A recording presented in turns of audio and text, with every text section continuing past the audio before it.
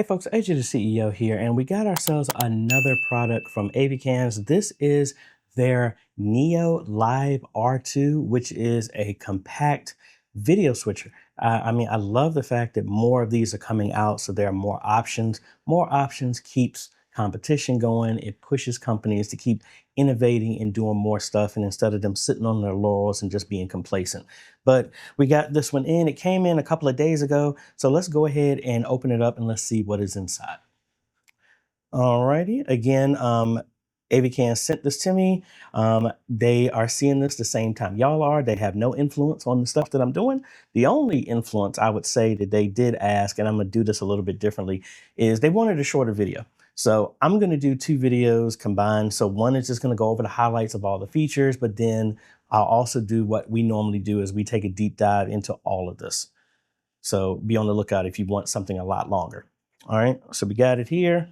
And one thing you will notice, it has a screen here, so you don't have to worry about having a secondary monitor to see what's going on. I'm gonna go ahead and pull that off because again, this is staying with me. So again, Avkans, thank you. This will probably be something that's gonna be used. We're gonna be highlighting all of the equipment that we got to help run this conference that we got going on. So we got a bunch of switches, so that's gonna be cool that I don't have to go out and buy a new one. All right, so we got our box here. That's most likely power cables and all this other stuff. All right, power cable, USB-C cable. And that's it. That's all that comes in this. So let's put this back because I already have a USB-C cable here. Go ahead and hook up the power.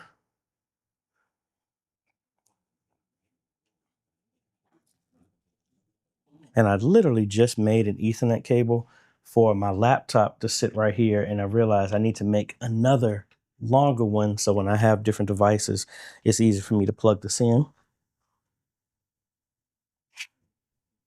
All right, we hooked up to power. All right, so let's look at the device here. Let's punch in a little bit. So we have volume, channel A and B buttons. Looks like a lock and power button, audio, stream button, record button, pause, left, right, PTZ, and scene. I wonder what the PTZ is for. A position button, knob, actually a joystick. We got 4 input buttons. We got picture-in-picture, media, logo, Luma, chroma, still, effects, fade to black. We got an auto and cut, mode, menu, a scale, and a T-bar. On the side here, let's punch in just a little bit more so it's in focus for y'all. We have 2 mic inputs. We have a tally USB out. That's interesting. And a regular USB out. And we have a headphone jack here. And I did mention there's a T-bar. If I didn't, it has a T-bar. On this side is pretty much nothing but a vent. Let's go here on the back. We have 4 HDMI inputs. We have a program 1 and 2 out, Ethernet, UVC. This is pretty much for you to connect the computer, and this should show up like a webcam. And then our power connector. Nothing on the front here. And then on the bottom, there are no mounting holes or nothing like this. So this just sits here. Uses 12-volt power, 1.5 amps, and pulls 18 watts. All right. So that's pretty much it. Let's go ahead and get this thing turned on now.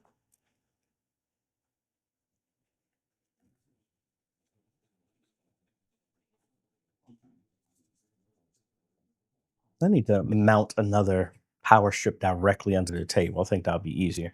All right, so it's there. So, and got a physical power button.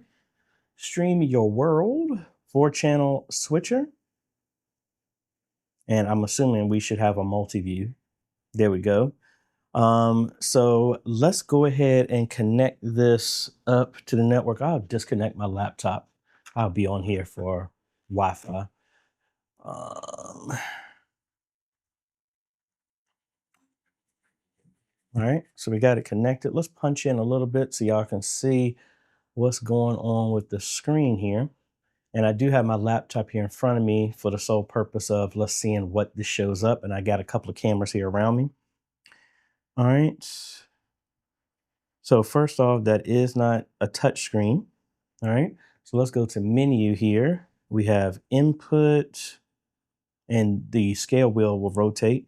So we have input. Let's see what that is. No signal. All right. And how do I get back? All right, menu to go back. Output. We can set our resolution. It goes as low as 1080i 50. Let me punch in a little bit more so y'all can see a little bit better. It goes as low as 1080i 50 up to a max of 1080p 60. And we can come in here and select, and we can select our input right there. Also, it allows us to adjust the color. So we can do RGB full, RGB limited, or YUV. Okay, and that's just for the output. Menu out of here. We have our layers in here. We have our T-bar mode where we can switch between. We need to go through a bunch of the other functions here. Scale, region mask, and looks like you can change the horizontal size and kind of like a cropping type of thing. We'll play around with that.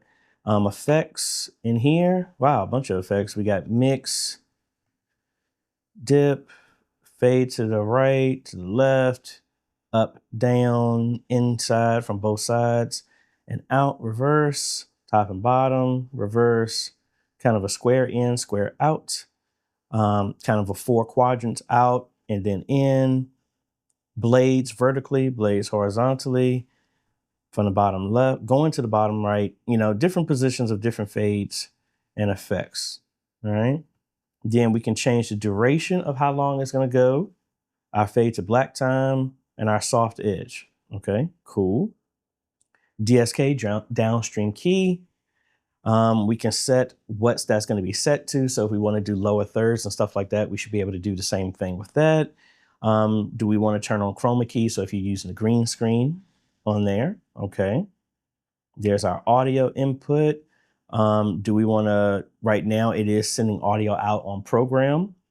Do you want to accept audio in on any of the inputs? This one is set to follow video. See how we can change that. That changed that one. And then input 4, and then the mics are set. And what can we do in here? All right, so we can change, do we have a line in or a mic in right there? So good to know that the joystick is what I can switch back and forth. So let's go back here and let's switch that to off. Wonder why that's was on. Anyway, so we got that as a line in. So when you're hooking this up to a mixer, please, if you use any type of mixer, video switcher, and you're coming in from a actual mixer, do line in. If I'm connecting my mic, like my DJ wireless mic that I'm going to connect to this, I'm going to set that as mic. So that's what I have my number 1 to. All right. Let's see what else. HP. That's not for health points. So we'll have to come back and figure out what that one is. Now, there was no manual in here, so we're just walking through this. Then we can set scenes. So it looks like it has scenes similar to like the Rodecaster video. And it looks like you can set up to 8 of these. Okay. We have media. So I'm assuming that you can load different images in here. Click on the image to operate. So I thought this did not have touchscreen. Must not. So we'll come back to that. I'm wondering we can load more stuff through USB or anything like that. PTZ camera. This is interesting. So, oh wow. So this will allow you to connect to different cameras. So let's see. Let's play around with this. Since I'm on the network, I'm gonna see. All right, so it doesn't do that. I want to see if I can connect to my camera that's right above here. So that would be 0. And this camera that's right above me is 92.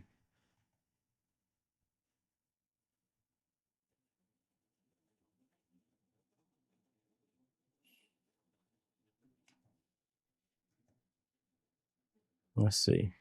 No, it's not pulling anything, but I'm wondering. I mean, that is everything. I'm wondering how that all works.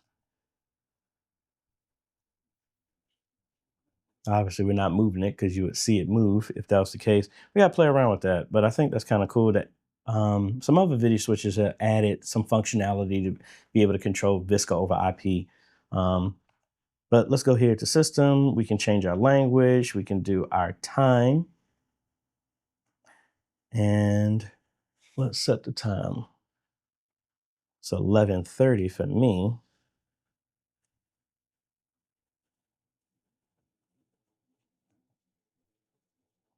And today is the 6th, not the 7th. All right. So we got that. What other stuff we got? We can set a timer. That's interesting. We can set our brightness. The fan is set to auto and mild. I guess that's the brightness. Yeah, so that's the color brightness on our buttons here. Oh, and it's not getting the IP. That's strange. Let's go back in here and maybe that's the reason why we couldn't do nothing with the joystick.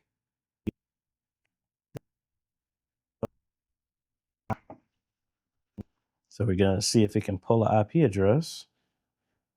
There it goes. So now we got an IP address. So now let's go back and see how that PTZ is working now.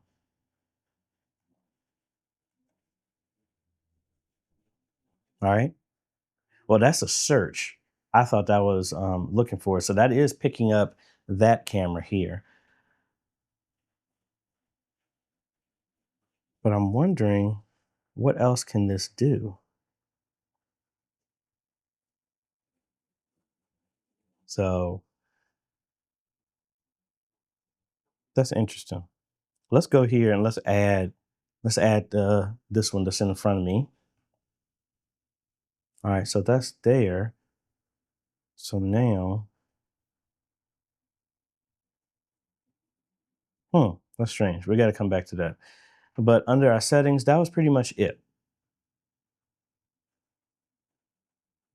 Oh, see, it actually gives us a camera. So camera 2, wait a minute, that's interesting. Anyway, let's go ahead and I got my Sony camera here. Let's go ahead and hook something up so we can see our inputs here. And maybe I'll hook my computer, the output so you can actually see. And we'll hook that into program number 1. And let's get a cable here and let's hook my computer up. And then we'll also hook up our camera into this. Alrighty, folks, so we got everything set up. I got 3 cameras set up here. Let's go ahead and take a look at how everything looks on here with the multi-view. All right, so as you can see, we have all 3 of our cameras in here. I have my DJI wireless mic 2 on here. So if I turn my mic on here, we should see, and there we go. We have our reader there showing some audio. Let me punch in a little bit so you can see. So we get our audio.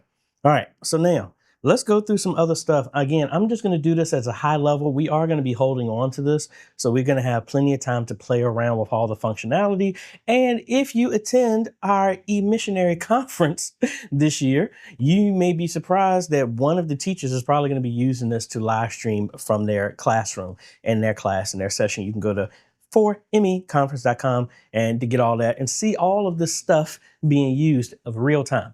All right, so again, we have our T-bar so we can fade in between shots. We could hit the auto and switch back here, or you have your cut. Do the same way if you want. All right, so now one other thing is let's go over here to our menu settings again. And if we go through, we see we have an IP address of 188 here. Hopefully y'all can see that. And if we scroll down, we have our path. Now, how do you actually get to that? So we're going to cut over to the computer so you can actually see, because to get to all the other stuff and typing in and making it easy, this actually has a web browser so you can interact with all that stuff. So let's go ahead and cut over to that so that you can see. So we're going to go to 192.168.0.188. That's what this is showing up as. All right, we got a little warning here, but look at that. We have the interface of our camera. Let me zoom out here and let's make this full screen. So we have the same functions to do all of this stuff. Now, it doesn't bring in the video natively inside of here from the web page, but it does have a screen so you can actually see everything. So if we wanted to come over here and live stream and set up our streaming key, we're going to come over here to settings. And this is where you can paste the RTMPS URL or the RTMP and your streaming key, which I do have blurred. Now, it does have two options. I don't know if it's actually streaming to two platforms at the same time, but we're going to test that out. So let me go over to my YouTube page real quick, and we're going to copy over some streaming keys so that we can actually see what is going on. All right, so I'm going to use mine as private. So we're going to go over here and copy over the server address, and we're going to copy over our streaming key. And we're going to verify to see how all of this, does it go to two platforms at the same time? Because if it does, that's really cool. All right, so in here, it's easier place if you wanted to upload any logos, bugs, lower third, some pre-made stuff like that. We have more functionality here from the audio if you wanted to. And then we have all of our effects, access to all that. We have our language we can hit up here. We can change just our chroma, our DSK, and all this other stuff, the size and all that other fun stuff like that. So really, really cool. So now let's go over here, and I'm going to kick off streaming here now that it's set up. Now, if I scroll back over here, so it actually does have both of them listed here. So I guess this can stream to two locations. So let's go ahead and try. I'm going to bring up my second screen of where I'm streaming that to.